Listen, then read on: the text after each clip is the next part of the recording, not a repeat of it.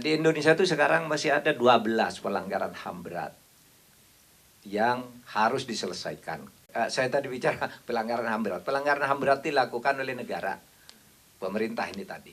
Nah, di Indonesia itu sekarang masih ada 12 pelanggaran HAM berat yang harus diselesaikan korban-korbannya. Tugas undang-undang, pemerintah yang melakukan pelanggaran HAM berat ini harus dibawa ke pengadilan. Pengadilan HAM namanya. Tapi, saudara, membawa ke pengadilan HAM itu tidak mudah. Ya, pertama soal hukum acaranya, kemudian hukum itu perlu bukti. Seperti di tahun 65 itu pelakunya kan sudah tidak ada pelaku langsungnya. Kalau hukum pidana itu kan harus pelaku langsung. Kalau misalnya institusi kan tidak bisa diadili institusinya kalau di dalam pelanggaran HAM berat. Pelakunya, nah itu sudah tidak ada kan.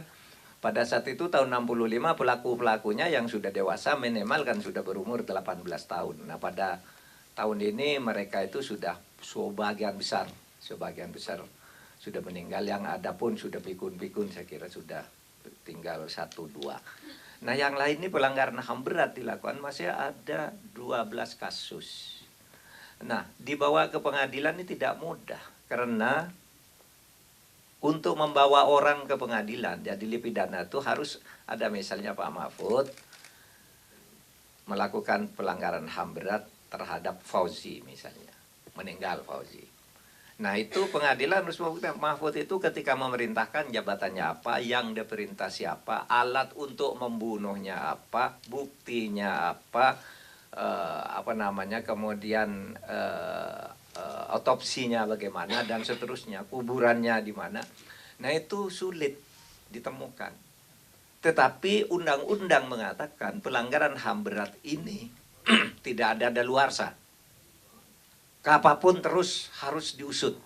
Kapanpun, sampai kapanpun. Kalau kejahatan berat mungkin ya 18 tahun sudah daluarsa. Tidak bisa ditangani ya dianggap selesai. Pencurian, pembunuhan, 18 tahun orangnya lari, sudah 20 tahun muncul, habis kasusnya. Gitu. Nah kalau pelanggaran HAM berat tidak ada. Cuma itu sulit dibawa ke pengadilan. Kami sudah membawa 34 terdakwa ke pengadilan. Itu ternyata oleh pengadilan dibebaskan semua 34. Tidak satupun yang dihukum. Kenapa? Buktinya tidak ada. Pelaku langsungnya itu dalam tindak pidana tidak ada. Sehingga hukum acaranya itu mungkin memang harus berbeda. Nah oleh sebab itu yang saya lakukan sebagai pemerintah itu adalah korban. Pelakunya itu urusan sana, Kejaksaan Agung, DPR sana. Urus itu pelaku siapa yang melaku, mau dihukum berapa. Tapi yang kami datangi korban kayak gini tadi. Korbannya, ini korban yang tidak tahu apa-apa. Saya selalu bercerita begini, betapa orang seperti Pak Habibie itu dulu kayak gini. Tidak boleh pulang Pak Habibie itu.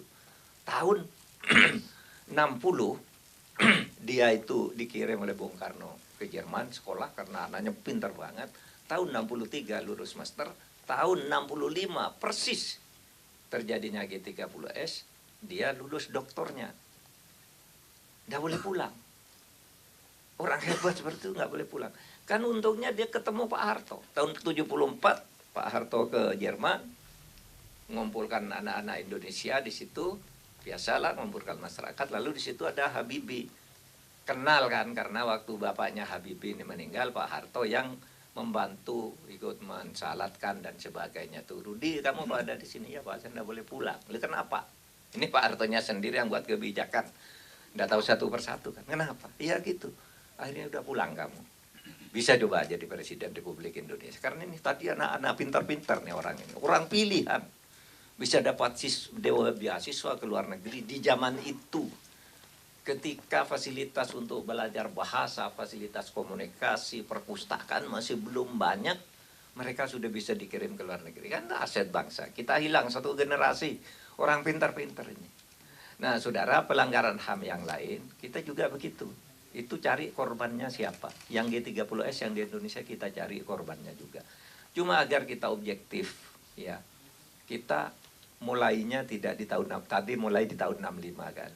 Nah tim kami ini mulai sejak tahun 59 sampai 65. Nah di situ memang korban-korban semacam civil war gitu ya, perang antar masyarakat yang jadi korban juga yang sangat banyak itu bukan hanya dari PKI, juga dari kalangan kelompok-kelompok lain juga korbannya banyak, sehingga kemarahan Orde Baru pada waktu itu keberingasan, kebrutalan Orde Baru ketika itu, lalu dari masyarakat di awalnya tuh cukup mendapat dukungan keras.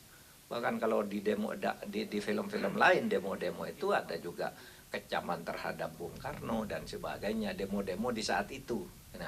Nah sekarang mari kita proporsionalkan sejarah ini, dan bangsa ini jangan sampai terlanjur memasuki atau mengulangi lagi kejadian yang seperti itu, sehingga mari kita bangun negara ini sebagai negara konstitusional dan negara yang demokrasi itu.